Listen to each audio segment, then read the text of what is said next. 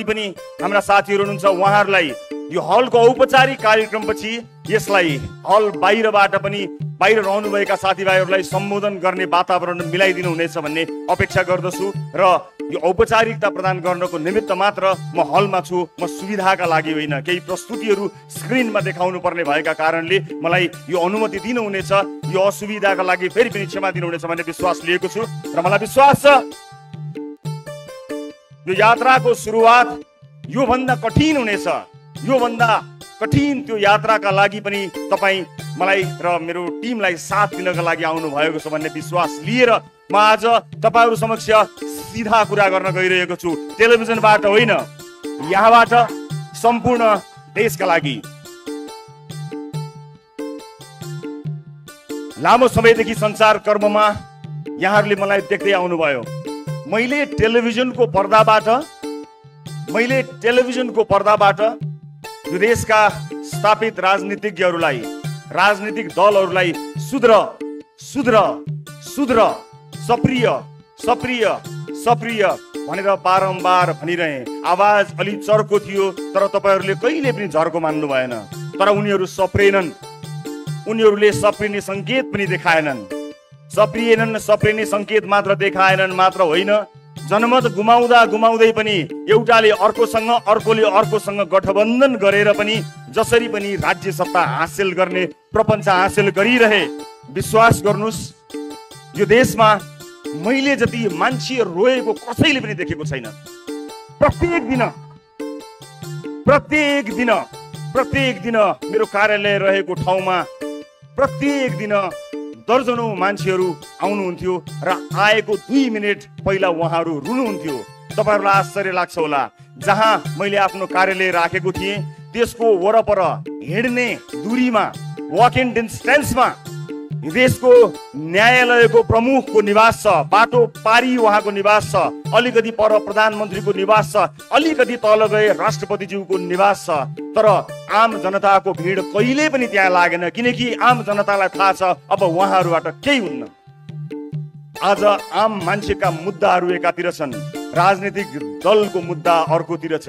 आम मान्छेको पेट त खालीको खाली नै छ, तर आम मान्छेको भोट साथमा लिएर तिनको जीवन उकास्छु भन्नेहरूको जीवन यदि सम्पत्ति शुद्धिकरण जस्तो संस्था, अख्तियार जस्तो संस्था, सतर्कता जस्तो संस्था नसुतेर अलिकति उठेर ठुलो लागेको फाइल टकटक्याउने मात्र हो भने यो देशमा 100 वटा भन्दा बढी जेल बन्छन्। तर मलाई थाहा छ त्यो जाँगर कसैसँग छैन, किनकि त्यो जाँगर लाग्ला कि भनेर कोटाबाट न्यायालयसम्म आफ्ना मान्छेहरू पठाइएको छ। पक्कै थाहा छ कि सत्तामा पुगेर गडबड गर्नु नै छ। आफूलाई बचाउने मान्छेहरू पहिल्यै तैनात राखेर सत्ता आरोहण गर्ने मानिसहरूबाट वाक्क भएर म टेलिभिजनबाट राजनीतिको मैदानमा आएको छु। मलाई यहाँ कति हिलो छ, कति धुलो छ, कति मैलो छ मलाई थाहा छ र राजनीतिको यो यात्रामा यो हिलो सफा गर्नको निमित्त मैले त्यहाँ डुबुल्की मार्नु पर्ने छ र कुनै समय केही क्षणको लागि त्यो हिलो लागेको फोहोरी र म सफा गर्न गएको मान्छे उस्तै देखिन सक्छु। तर तपाईँ नझुकिनु होला। म सफा गर्न गएको कारणले लागेको हिलो र त्यो गनाएको हिलोलाई एउटै नदेख्नु होला। म केही समय तपाईहरुसँग माग्ने अनुमति चाहन्छु। दर्शक महानुभावहरू, नेपाली राजनीतिमा पुगेर, नेपालको राजनीतिमा गएर म ठूला कुरा केही गर्छु भनेर तपाईहरुलाई बाचा गर्दिन। ठूला कुरा गर्नको लागि मैले राजनीतिको बाटो सोचेको होइन। मलाई थाहा छ आम मान्छेका साना साना समस्याहरू सबैभन्दा महत्त्वपूर्ण भएर बसेका छन्। आज एउटा मान्छे अस्पताल पुगेपछि अस्पतालको काउन्टरमा पुगेर के बिरामी भएको हो नाम लेखेर भित्र गएर जचाएर भर्ना हुनुपर्ने भए भर्ना हुने, भर्ना नहुनु पर्ने भए डिस्चार्ज हुने, औषधि लिएर जानुपर्ने हो। तर संरचना यस्तो बनाएका छौँ, अस्पताल पुगेर पनि कुनै एउटा नेतालाई या कुनै आवाज भएको ठुलो ठालुलाई, पहुँच भएको मान्छेलाई फोन गरेर भन्नुपर्छ। अस्पताल जस्तो ठाउँमा पनि सोर्स फोर्स लाग्ने कस्तो मक्किएको संरचना बनायौँ हामीले। तर अब के अझै सहेर बस्ने? यो आवाजलाई, भ्रष्टाचारी मुर्दाबाद भन्ने तपाईँको आवाजलाई, यो आवाजलाई आवाज मात्र होइन, यो आवाजलाई आवाज मात्र होइन, त्यो धुलोले छोपिएका सम्पूर्ण फाइलहरू टकटक्याएर सार्वजनिक जीवन बाँचेका हरेक मान्छेलाई छानबिनको दायरामा ल्याउन सकिएन भने हाम्रो जुनी र हाम्रो राजनीतिक यात्रा धिक्कार हुनेछ। र म तपाईलाई यो भाषा गर्दछु, तपाईले मैले भन्दा पनि चर्को आवाजमा युगौंदेखि भाषणहरू सुन्दै आउनु भएको छ। आज यो दिन मलाई बोल्ने दिनु होला, तर म जब चुनावमा जानेछु म तपाईलाई यो देशको नक्सा देखाउँछु र म भन्छु मैले देखेको देश यो हो मेरो सपनाको देश। म तपाईलाई नक्सा नदेखाइकन गएँ भने मलाई रिजेक्ट गर्नु होला, नदिनु होला भोट। फेसबुकको लाइकलाई भोटमा कन्भर्ट गर्नको निमित्त तपाईलाई विश्वास दिलाउनु पर्छ। मैले टेलिभिजनको पर्दामा बोल्दाखेरि सामान्य कुरा थियो, प्रश्न सोध्ने सजिलो काम छोडेर जवाफ दिने गाह्रो कामको लागि आएको छु। मलाई विश्वास छ त्यो काम जसरी प्रश्न सोध्ने सजिलो काम थियो त्यो भन्दा सजिलोसँग म सम्पन्न गर्नेछु। त्यो विश्वास, त्यो आँट, त्यो अठोट सहित म यहाँहरू समक्ष आएको छु। राज्यका निकायहरू निकममा भइरहँदा पनि टेलिभिजनमा बसेर चिच्याउँदा मेरो घोक्रो सुकिसकेको थियो,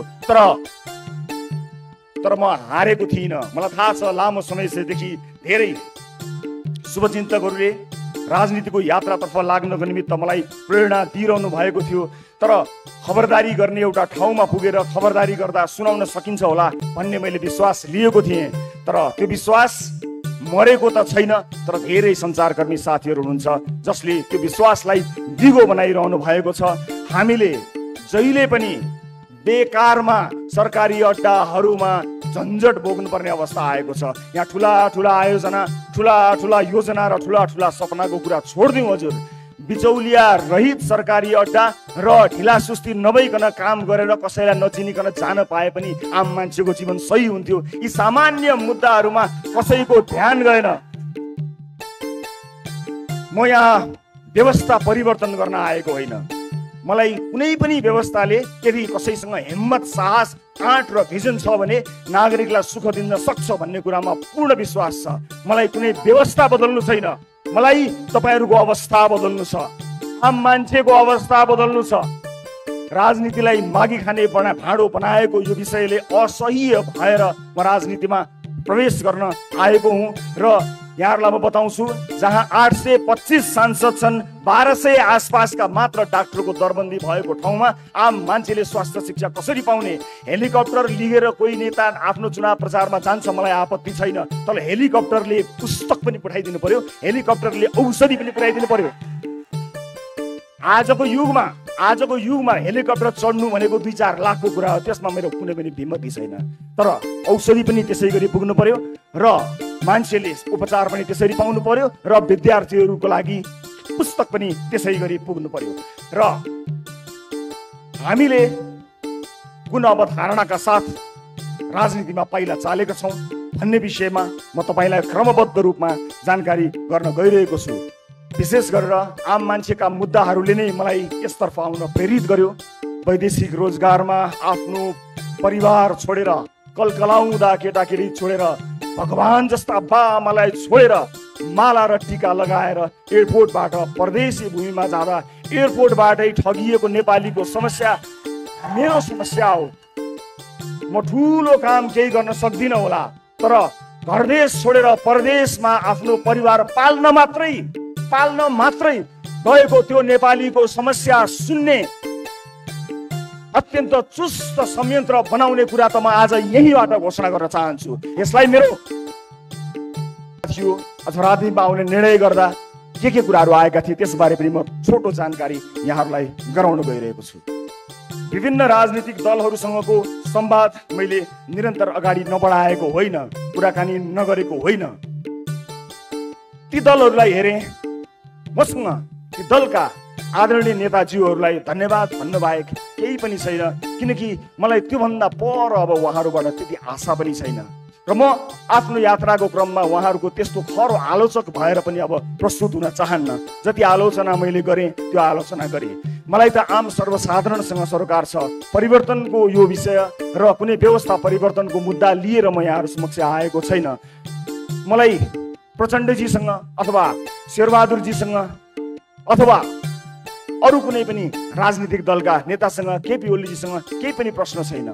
मलाई प्रचण्डजीसँग के प्रश्न होस् र उहाँसँग भएको प्रश्न म जीवनभर गरिरहँला, जिन्दगीभरि उहाँलाई सोधुला। हिजो टेलिभिजनबाट सोधेको थिएँ, ओली संसदमा उभिएर सोधुला, तर परिवर्तन नै ल्याउँछु भनेर छातीमा गोली थाप्नको लागि म शहीद हुन्छु कामरेड भनेर, परिवर्तनकै लागि यो देशमा परिवर्तन ल्याउन नै भनेर म गोली थाप्न तयार छु, मलाई शहीद बनाइदिनुहोस् कामरेड भनेर बन्दुक बोकेर छातीमा गोली लागेको त्यो योद्धाप्रति मेरो सम्मान छ। प्रचण्डजीसँगको प्रश्न कायम राख्छु, प्रचण्डजीसँगको प्रश्न म कायमै रहला, तर त्यो योद्धाको बलिदानको अवमूल्यन म कहिल्यै गर्ने छैन। मधेस आन्दोलन लगायतका विभिन्न आन्दोलनहरूमा आफ्नो ज्यान गुमाएका योद्धाहरूको बलिदानमा कहिल्यै प्रश्न गर्ने छैन, तर तिनको नाम लिएर आफ्नो जीवन उकासेका मान्छेहरूको लागि मेरो प्रश्न टेलिभिजनबाट यात्रा गर्दै संसद भवनमा अवश्य पुग्नेछ। म परिवर्तनका सम्पूर्ण योद्धाहरूप्रति सम्मान प्रकट गर्न चाहन्छु। यो देशमा भएका प्रत्येक राजनीतिक दलभित्र राम्रा मान्छे नभएका होइनन्, केही गिने चुनेका राम्रा मान्छेहरू छन्। म तिनलाई सम्मान गर्न चुक्दिन। प्रत्येक दलमा राम्रा मान्छेहरू छन्, तिनलाई सम्मान गर्न चुक्दिन, तर म तिनको आलोचना गर्न पनि किन चुक्दिन भने तिनले आफ्नो पार्टीभित्र ढाबा बोलेनन्, कुरेर बसे, पर्खेर बसे। अबको पुस्ता सबैभन्दा ठुलो नेताको मृत्युपछि अनि म त्यो ठुलो पदमा जान्छु भनेर कुरेर बस्दैन। जसको भिजन उसैको सरकार। उमेर पुगेपछि त वृद्ध भत्ता मात्र पाइन्छ, सत्ता पाइँदैन।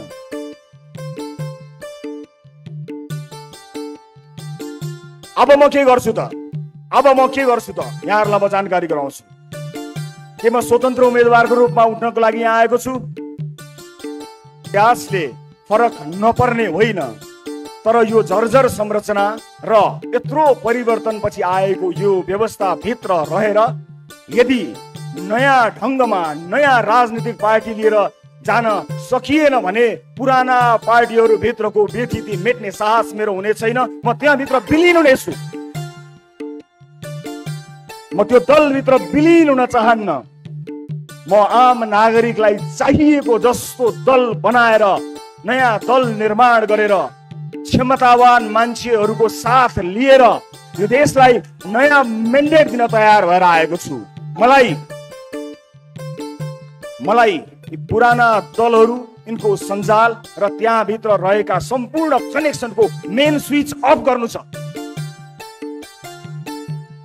त्यो मेन स्विच अफ भएन भने त्यो तारबाट एउटाले राजदूत खाएको छ, अर्कोले बोर्ड पड्काएको छ, अर्कोले अर्को सदस्यता लिएको छ, अर्कोले कुनै सरकारी अड्डा थामेर बसेको छ र आम नागरिक र नेताको भेटघाट हुँदैन। पार्टीको लागि दुःख गरेको, रगत पसिना बगाएको मान्छे बाहिर एक कप कालो चिया खान पाइएला कि भनेर नेताको 5औं लेयरमा बस्छ, एउटा बिचौलिया बेडरुममा गएर डिल गरेर फर्कन्छ। म त्यस्तो पार्टीमा जान्न।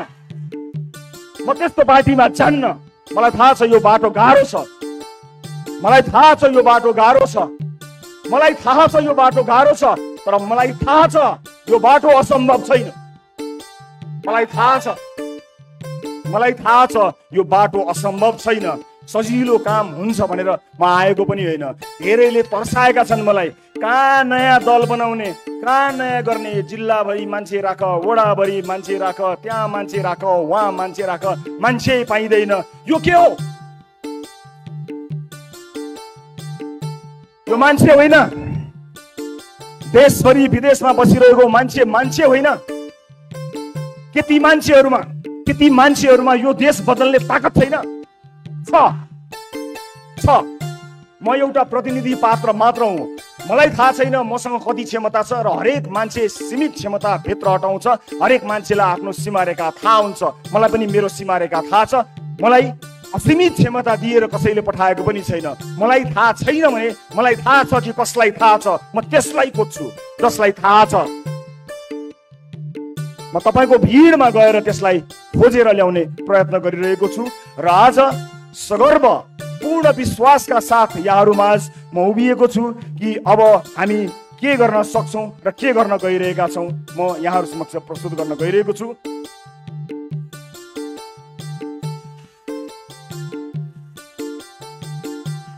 अब यो देशमा पार्टीहरूको कमी भएको होइन।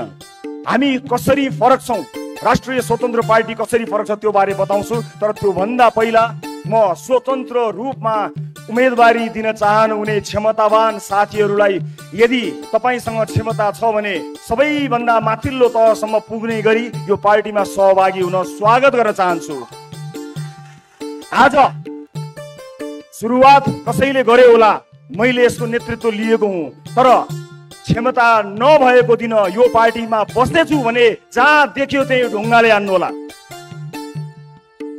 क्षमतावान मान्छेहरूका लागि बनेको यो प्लेटफर्म कोही नभए पनि नमरोस्। म आज पहिलो दिनमा तपाईँहरू समक्ष यो देश, यो धरती माता, आफ्ना स्वर्गीय माता पिता, आम नेपाली दाजुभाइ दिदीबहिनीहरू, शहीदहरू सबैलाई सम्झेर कसम खान्छु, क्षमता नभई पार्टीमा र्याल सुगान चियाउँदै टाँसिएर बस्ने छैन।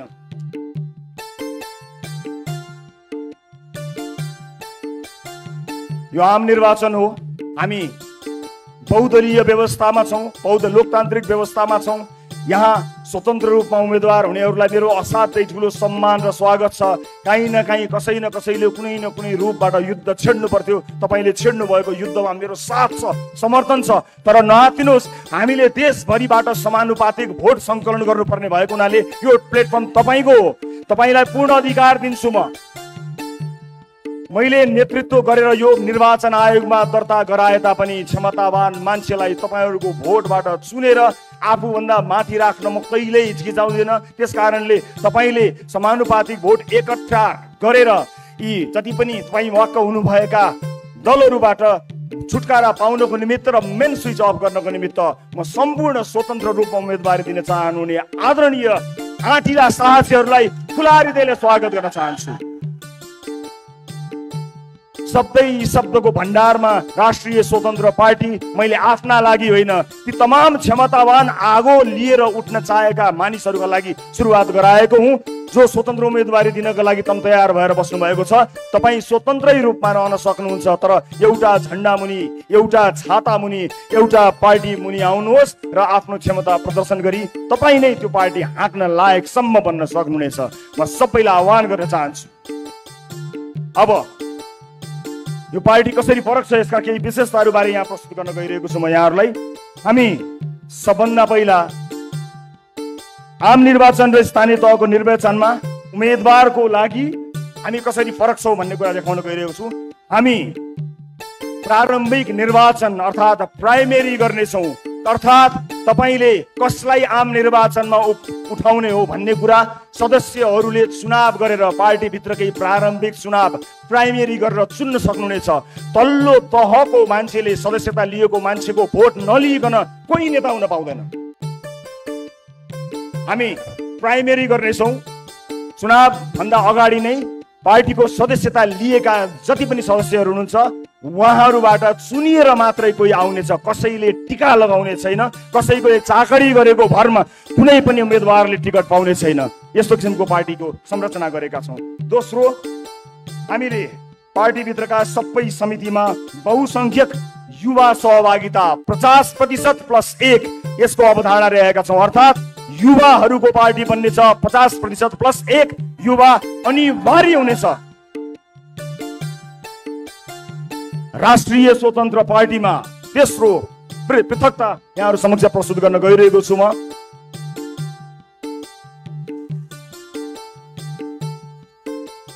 प्रत्यक्ष निर्वाचित प्रधानमन्त्री र मुख्यमन्त्री। यदि मैले प्रधानमन्त्री हुन चाहेको हो भने पार्टी भित्रको चुनावमा साधारण सदस्य पनि उठ्न सक्ने र सभापति पनि उठ्न सक्ने गरी उठ्नुपर्नेछ र साधारण सदस्यहरूले जिताउँदा मात्रै ती सदस्यहरूले कसैलाई जितायो, प्रत्यक्ष निर्वाचित गरेर पार्टीमा जिताएको मान्छे मात्र प्रधानमन्त्रीको उम्मेदवारको रूपमा जानेछ। र आफ्नो दलभित्र प्राइमेरीमा प्रधानमन्त्रीको उम्मेदवारी दिएर जो जसले पनि दिन पाउनेछ, जितेर जाने मान्छेले चाहिँ आम निर्वाचनमा आफ्नो मन्त्रीमण्डलले घोषणा गरेर चुनावमा जान पाउनेछ। आफ्नो मन्त्री छान्ने क्षमता, आफ्ना मन्त्रीहरू छान्ने क्षमता प्रधानमन्त्री, पार्टीभित्र प्रधानमन्त्री चुनिएर आएको व्यक्तिले पाउनेछ। मेरो मन्त्रीमण्डलमा को हुनेछन् भनेर चुन्ने सुविधा प्रधानमन्त्री, पार्टीभित्र प्रधानमन्त्रीको उम्मेदवार चुनिएका व्यक्तिले पाउनेछन् र प्रदेशका मुख्यमन्त्रीलाई पनि त्यही लागू हुनेछ। Right to recall and right to reject.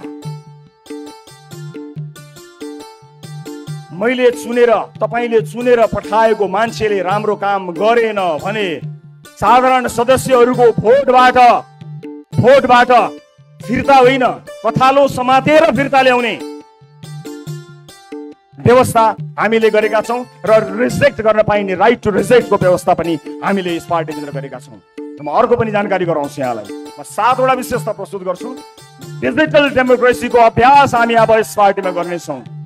अर्थात् तपाईले डिजिटल्ली आजैबाट सदस्यता सुरु हुनेछ। तपाईँ त्यसको सदस्य भइसक्नु भएपछि तपाईले भोट हाल्ने, आफ्नो क्षेत्रमा भोट हाल्ने अधिकार पाउनुहुनेछ र महत्त्वपूर्ण मुद्दाहरूमा भोट हाल्ने मात्र होइन, त्यहीबाट डिजिटल्ली तपाईले भोट हाल्नुहुनेछ। महिनौं लाएर घुर्दै मतपत्र ल्याउँदै राख्दै गन्दै गर्ने त्यस्तो युगबाट मुक्त गर्न पहिला आफ्नो पार्टीभित्र, पछि देशैभरि प्रयास गर्नेछौँ। परिवारवादलाई पूर्ण रूपमा निषेध।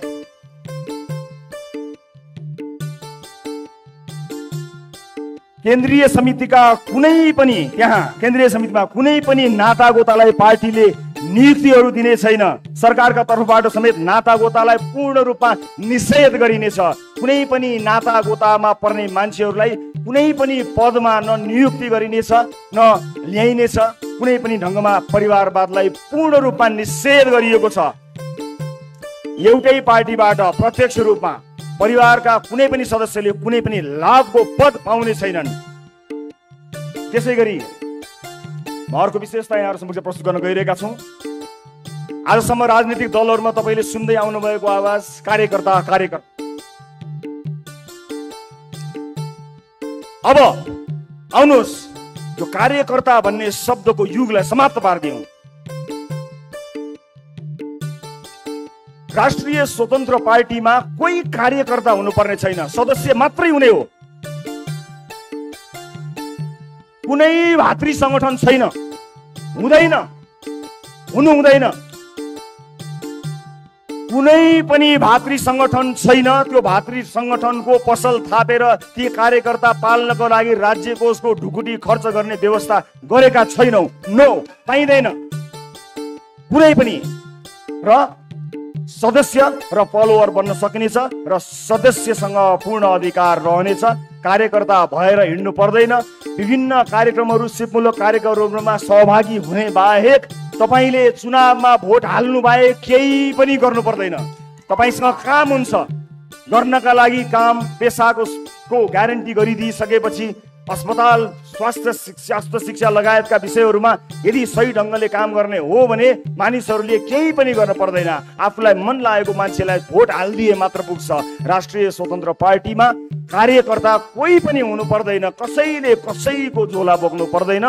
सही विचार होस् हो, तर समय समयमा यस्तै भेलाहरू आयोजना गरेर आलोचना मात्र सुन्ने संगठनको चाहिँ हामी सोचाइमा छौँ, त्यसको अवधारणा बनाइरहेका छौँ। हामी तारिफ र वाह होइन, आलोचना सुन्नको लागि टाउन हल मिटिङहरू अनिवार्य गर्नेछौँ, जहाँ विचार प्रस्तुत गरेर आफ्नो नेतृत्वलाई खबरदारी गर्न पाइनेछ, आलोचना गर्न पाइन्छ। तारिफै नगर्ने, तारिफ गर्न नपर्ने, बचाउन नपर्ने एउटा अवधारणा हामीले लिएका छौँ र यो जानकारी मलाई दिए।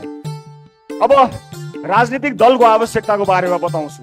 दर्शक महानुभावहरू, आदरणीय दाजुभाइ तथा दिदीबहिनीहरू, यहाँहरूलाई म यही जानकारी गराउन चाहन्छु कि राजनीतिक दल भनेको पुल हुनुपर्ने हो। यस्तो पुल, त्यो पुल फराकिलो भयो भने धेरै छिटो विकासवारीबाट पारी जान्छ। बलियो भयो भने अझ धेरै गरुङ्गा विकासका आयोजनाहरू पार हुन्छन् र राम्रो बलियो मजबुत भयो अथवा अलिक कमजोरै भए पनि बिस्तार विकास पास हुन्छ, अगाडि विकासको बाटो खुल्छ। तर हाम्रा राजनीतिक दलहरूले पुलमा घर बनाइदिए अनि आएको विकास त्यहाँ रोकिन्छ, भित्र गएर विभिन्न सर र विभिन्न म्यानसँग सेटिङ मिलाउँछ र बाहिर निस्किन्छ। हाम्रो विकास अड्कियो। विकास अगाडि बढ्नुपर्ने ठाउँमा विकास अगाडि बढेन, विकास त्यहीँ अड्कियो, पुलमा घर बनाइयो। त्यसकारणले राष्ट्रिय स्वतन्त्र पार्टीको जन्म हामीले गराउन अथवा यसलाई सुरुवात गर्न हामी बाध्य भएका छौँ। यसका केही विशेषताहरूबारे मैले यहाँहरूलाई जानकारी गराएँ र हाम्रो पार्टी सञ्चालन गर्नको निमित्त हामी कुनै पनि ठुला उद्योगी व्यापारीहरूबाट चन्दा कहिल्यै पनि लिँदैनौँ।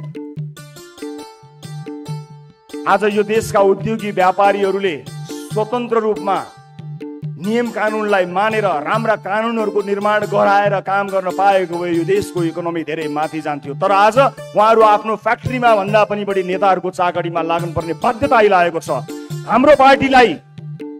हाम्रो पार्टी आम सर्वसाधारणको सहयोग र चन्दाबाट चल्ला। कुनै पनि ठुलो व्यापारी घरानाबाट कहिल्यै पनि एक पैसा पनि हामी चन्दा लिने छैनौँ। हामीलाई दिनु पर्दैन। यो चन्दाको गन्दा धन्दा कहिल्यै पनि हामी कहाँ हुने छैन। त्यसकारणले आम सर्वसाधारण जसले सहयोग गर्न चाहनुहुन्छ, सर्वसाधारण मानिसका थोरै सहयोग धेरैजनाबाट सङ्कलन गरेर पार्टी सञ्चालन गर्ने अवधारणा बनाएका छौँ, जसलाई पूर्ण रूपमा पारदर्शी गराएर समय समयमा सम्पूर्ण जानकारी गराउनेछौँ। आजको यो कार्यक्रम पनि हामीले आफ्नै स्रोत जुटाएर जम्मा गरेको पैसा खर्च गरेका हौँ। कुनै व्यापारी घराना, कुनै ठुला उद्योगी व्यापारीबाट पैसा लिएका होइनौँ, कहिल्यै पनि लिँदैनौँ र कसरी खर्च गर्यो भन्ने कुरा समय समयमा औपचारिक रूपमा तपाईँलाई जानकारी गराउनेछौँ। म सम्पूर्ण देश विदेशमा रहनुभएका दाजुभाइ दिदीबहिनी, आम सर्वसाधारण परिवर्तन चाहने दाजुभाइ दिदीबहिनीहरूलाई सकेको सहयोग हामीलाई गर्नको निमित्त विनम्रतापूर्वक अनुरोध गर्न चाहन्छु। तर कुनै पनि ठुला व्यापारी व्यवसायीहरूलाई अब हामीलाई कहिले पनि चन्दा दिनु पर्दैन। निर्धक्क भई आफ्नो व्यापार विस्तारमा लाग्नु हो र यो देशको व्यापार व्यवसाय, यो देशको उद्योग कल कारखाना धन्दा सञ्चालन गर्नको निमित्त हाम्रो तर्फबाट तपाईँलाई गर्नुपर्ने साथ सहयोग रहिरहन्छ। त्यसका लागि तपाईँले हाम्रो ढोका कहिल्यै पनि चाहर्नु पर्ने छैन। त्यो दिन र त्यो युगलाई अन्त्य गर्नको निमित्त हामी यहाँहरू समक्ष आएका छौँ। र कुनै पनि व्यक्तिले कुनै पनि निर्वाचन क्षेत्रमा उम्मेदवारी दिन चाहँदा के गर्ने भन्ने बारेमा सानो जानकारी गराउन चाहन्छु। कसैले म यसो गर्छु र उसो गर्छु भनेर पार्टीको टिकट पाउने व्यवस्थालाई हामी अन्त्य गर्नेछौँ। देखाउनु पर्नेछ, जसरी घर भन्दा नक्सा देखाउनु पर्छ र थाहा हुन्छ घर कस्तो बन्छ, कि देश कस्तो बन्छ भन्ने कुराको चाहिँ नक्सा हामीलाई चाहिँदैन, चाहिन्छ। प्रत्येक उम्मेदवारले आफ्नो निर्वाचन क्षेत्रका जनतालाई मैले कल्पना गरेको देश यो हुनेछ, मैले जिते भने यो गर्छु भनेर आफ्नो ब्लुप्रिन्ट देखाएर यस्तो हुनेछ भनेर विकासको मोडल, सुशासनको मोडल देखाएन भने हाम्रो पार्टी होइन, जो कोहीलाई पनि भोट नदिनु होला। हात जोड्दैमा भोट माग्ने दिन गयो, दाइ दिदीलाई चाकडी गर्दैमा भोट माग्ने दिन गयो। हामी हेर्न चाहन्छौँ कि तपाईँसँग मुलुक बदल्ने होइन कि आफ्नो क्षेत्र मात्रै बदल्ने योजना कस्तो छ, त्यो योजना हेरेर मात्र भोट दिने एउटा यस्तो व्यवस्थाका लागि हामी प्रयत्नरत रहनेछौँ। र सम्पूर्ण मुलुकका विभिन्न क्षेत्रहरू, प्राथमिकताका क्षेत्रहरूमा सहभागी बनेर मुलुक निर्माणमा आउनको निमित्त हामी सबैलाई आह्वान पनि गर्न चाहन्छौँ। आज पनि यो देशको, यो सहरको एउटा न एउटा गल्लीमा, त्यहाँ गल्लीमा भएको रेस्टुरेन्ट, पब अथवा विभिन्न खानालय, ती ठाउँहरूमा मुलुक निर्माणका लागि विद्वान मित्रहरूको बैठक चलेको छ। म त्यस्ता धेरै बैठकहरूमा सहभागी भएको थिएँ, तर त्यो बैठकले कहिल्यै पनि निष्कर्ष ननिकालेको देखेर दिक्क लाग्यो। मिलेर जाउँ भन्दा केही सुनिँदैन, तर आधी घन्टापछि पुरा टेढो भएर उसित नमिल्ने अन्त्यमा रेस्टुरेन्टको बिल आउँछ, त्यही बेलामा सबैलाई हिसाब आउँछ। अब त्यस्तो बैठक गर्नै पर्दैन। सुरुवात कसै न कसैले गर्नुपर्ने थियो। नेतृत्व अहिले सुरुवात गर्दाखेरि मैले लिएको मात्र हुँ। यहाँ जो कोही क्षमतावान मान्छे आफ्नो नेतृत्व प्रदर्शन गर्न सक्नेछ र त्यसका लागि यो प्लेटफर्म बनेको छ। कसैले यसमा आपत्ति मान्नु पर्ने छैन। मलाई निर्वाचन क्षेत्रका बारेमा पनि प्रश्न आइरहन्छ, तपाईँ कुन निर्वाचन क्षेत्रबाट कहाँबाट उठ्नुहुन्छ भन्ने प्रश्न आउँछ।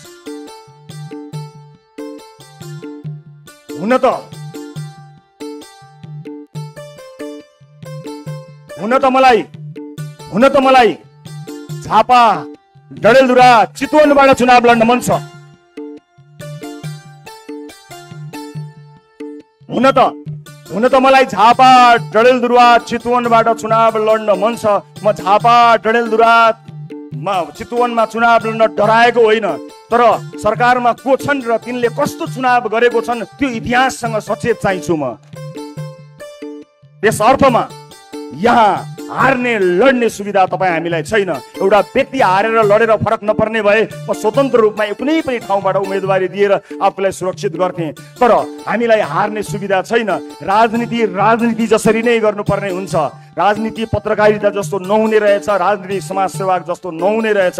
यो राजनीतिलाई यति धेरै राजनीति गरेर गिज्यौलियो कि हामी जस्ता मान्छे, तपाईँ हामी जस्ता सर्वसाधारणको त यो पहुँचको विषय नै होइन भनेर यसलाई अचम्मको बनाइयो। त्यसो होइन, राजनीति इमान भएको हर कोहीले गर्न सक्दछ। त्यस कारणले हामी आवेशमा आएर होइन, भावनामा बगेर होइन, सुझबुझका साथ जहाँबाट तपाईँहरूको प्रतिक्रिया प्राप्त हुन्छ, जहाँ अधिकांश दर्शकहरूले मलाई मात्र होइन अब बिस्तारै यहाँ जोडिएर आउने उम्मेदवारहरूलाई रुचाउनुहुन्छ, त्यहाँ उम्मेदवारी दिन्छौँ। र एकपटक यसपालि हामी त्यो मेन स्विच अफ गर्नको लागि एउटा तारको जिम्मा म लिन्छु। देशैभरिबाट एकजनालाई संसद छिर्न म रोक्छु। अब एकजनालाई संसद छिर्नबाट म रोक्छु, त्यसै गरी अर्कोलाई रोक्न तपाईँ देशैभरिबाट आउनुहोला, रोकौँ। बेथितिको यो मेन स्विचलाई अफ गरिदिउँ सदाका लागि। र मलाई विश्वास छ हामी त्यसका लागि तयार पनि भइसकेका छौँ। र मैले आजैबाट आफ्नो काम सुरु गर्ने निधो गरेको छु। थिङ्क ट्याङ्कका लागि विभिन्न क्षेत्रका विज्ञ विद्वानहरूलाई म एउटा इमेल यहाँ छोड्न गइरहेको छु। सम्पर्क गरेर आजैबाट थिङ्क ट्याङ्कका रूपमा काम गर्नको निमित्त आह्वान गर्न चाहन्छु। र भोलि बिहानैबाट यो देशको नक्सा कोर्न चुनावभन्दा अगाडि कस्तो बनाउने होला भनेर प्रतिबद्धता सहित आउनेछु। मैले कल्पना गरेको देश यस्तो हो भनेर तपाईँलाई देखाएर मात्र तपाईँको भोट लिनेछु, चुक्याएर भोट लिन्न। त्यसका लागि म देश मात्र होइन संसार भेरिरहेका आदरणीय जति पनि विद्वान विज्ञ साथीभाइहरूलाई आह्वान गर्न चाहन्छु। हामीले विगत 2 वर्षदेखि राष्ट्रिय अन्तर्राष्ट्रिय विज्ञहरूबाट विभिन्न आधारभूत क्षेत्रहरूमा के गर्न सकिन्छ भनेर आइडियाको आह्वान गरेका थियौँ र हामीले एउटा खाका, एउटा सामान्य ब्लुप्रिन्ट तयार गरेका छौँ। हामीले तयार पारेको कुरा अब हामी जाँच गराउन चाहन्छौँ। त्यसका लागि म rspthinktanknepal@yahoo.com मा संसारभरि छरेर बसिरहेका नेपालीहरूलाई आह्वान गर्न चाहन्छु। राष्ट्र निर्माणमा जोडिएर हामीलाई सघाउन आउनुहोला। तपाईँको आइडियाको खाँचो हामीलाई छ। हामीले बनाएको खाका ठिक छ कि छैन तपाईँले चेक गर्नुहोला। विगत 2 वर्षदेखि हामीले विभिन्न आधारभूत क्षेत्रहरूको अध्ययन गरेका छौँ। हामीलाई rspthinktanknepal@gmail.com मा इमेल गरेर सहयोग गरिदिनु होला। र तपाईँबाट सुरु भएको यो यात्रामा तपाईँलाई आह्वान गरेर हामी अगाडि बढ्छौँ र निर्वाचनभन्दा अगाडि हामीले गर्न सक्ने प्रतिबद्धताहरूबारे तपाईँलाई जानकारी हामी गराएर मात्रै तपाईँको सामुन्ने हामी आउनेछौँ। र यो काम म आजैबाट सुरुवात गर्नेछु। अब हामीले धेरै भाषणहरू सुनेका छौँ। चुनावी मैदानमा मैले पनि सायद त्यस्तै अलि मिठो होला अलि तितो होला भाषणहरू गर्नुपर्ने हुन्छ, तर अन्त्यमा भाषणको पछाडि कहिले पनि नलाग्नु होला, योजनाका पछाडि लाग्नु होला। अब आगामी दिनहरूमा हामी कसरी यसलाई विस्तार गर्दै जानेछौँ भन्ने बारे जानकारी गराउन चाहन्छौँ यहाँहरूलाई। अब गफलाई होइन, अब जान्नेलाई छान्ने, नजान्नेलाई नछान्ने, अब जान्नेलाई छान्ने, अब केवल जान्नेलाई छान्ने। सम्पूर्ण जान्नेहरूलाई, जान्ने चाहनेहरूलाई अथवा गर्न चाहनेहरूलाई को छनौट आजैबाट हामी सुरुवात गर्नेछौँ। म यो यात्रामा सहभागी हुनुहुने र विश्वास गरेर यहाँ आउनुहुने सबैलाई धेरै धेरै धन्यवाद दिन चाहन्छु। यो यात्राको क्रममा यहाँहरूले जुन विश्वास हामीलाई दिनुभएको छ त्यो विश्वास डगमगाएको दिन खबरदारी गर्नुहोला। त्यो विश्वासलाई डगमगाउन हामी दिने छैनौँ। सम्पूर्ण यस अभियानमा मलाई विश्वास गरी सुरुवाती दिनदेखि जोडिनुभएका सबैजना देश विदेशका साथीहरूलाई म हृदयदेखि धन्यवाद दिन चाहन्छु। यो टिममा अहोरात्र खटेर यति छोटो समयमा यहाँहरूमाझ यो घोषणा गर्ने समय मिलाइदिनु हुने सबैलाई म हृदयदेखि धन्यवाद दिन चाहन्छु। परिवार आफन्तजनहरूप्रति म आभारी छु। म मैले रोजेको बाटो अत्यन्त कठिन बाटो हो। त्यो बाटोमा घरको साथ मिलेन भने मानिस अधुरो रहन्छ। मेरो पाइलामा म छु, न अलिकति पनि विचलित नभई अगाडि बढ्नु भनेर मलाई हौसला दिने, आँट साहस दिने मेरी अर्धाङ्गिनी निकिता पौडेल लामिछानेलाई म धन्यवाद दिन चाहन्छु। यो यात्राका क्रममा हामीले धेरै हन्डर खानुपर्नेछ। अब हामी कसरी अगाडि बढ्छौँ, घर कसरी चल्ला भन्ने कुराको चिन्ता नलिनु। म काम गरेर भए पनि घर चलाउँछु। राष्ट्र निर्माणको तिम्रो बाटोमा कहीँ पनि अडचन नआओस् भनेर मलाई ग्यारेन्टी गरिदिएकोमा म धेरै धेरै धन्यवाद दिन्छु, तपाईँहरूलाई साक्षी राखेर। आदरणीय दर्शक महानुभावहरू, अब यसपछि हामी निर्वाचन आयोगमा जानेछौँ। निर्वाचन आयोगमा गएर हामी राष्ट्रिय स्वतन्त्र पार्टीलाई विधिवत रूपमा दर्ता गर्नको निमित्त निवेदन दिनेछौँ र त्यस लगत्तै हामी हाम्रो पार्टी कार्यालयको औपचारिक उद्घाटन पनि गर्नेछौँ। वसुन्धरा चोकमा सबै पुग्न सक्ने गरी, बस चल्ने गरी हामीले हाम्रो पार्टी कार्यालय स्थापना गरेका छौँ। हामी त्यहाँ आजैबाट सुरुवात गर्नेछौँ र आजै नै पार्टीको बैठक बस्नेछ। यो पार्टीलाई एउटा वैधानिकता प्रदान गर्नको निमित्त केही साथीहरू 21 जनाको टिम बनाएका छौँ। यो टिममा को होलान् भनेर तपाईँलाई जिज्ञासा लाग्दो हो। यो टिममा मैले देशले चिनेका मान्छेहरू कोही पनि राख्न पाएको छैन, भ्याएको छैन, तर देशलाई चिन्नेहरू राखेको छु। देशले चिनेका अनुहारहरू यो 21 जनाको सुरुवाती टिममा नभेटिन सक्छन्, तर देशलाई चिन्ने मानिसहरूलाई हामीले राखेका छौँ। अब यहाँहरू सबैको अनुमति लिएर म राष्ट्रिय स्वतन्त्र पार्टीको चुनाव चिन्ह, प्रस्तावित चुनाव चिन्ह सार्वजनिक गर्न गइरहेको छु। यो सुशासनको घण्टी हो, भ्रष्टहरूका लागि एउटा जनाउ घण्टी हो, अर्को एउटा विकास र सुशासनको यात्राको घण्टी हो, सुरुवात हो। यहाँ हामीले प्रस्ताव गरेको यो नाम र यो चुनाव चिन्ह लिएर हामी निर्वाचन आयोग जान गइरहेका छौँ। त्यसपछि पार्टी कार्यालयमा हामी जानेछौँ। आज केही बेर अगाडि मै शहीद गेटमा गएर सधैँ शहीदहरूप्रति श्रद्धा सुमन अर्पण गरेको छु। र दर्शक महानुभावहरू, आदरणीय दाजुभाइ दिदीबहिनीहरू, अब त मैले नेता जसरी भाषण गर्न पनि सिक्नुपर्ने भएछ।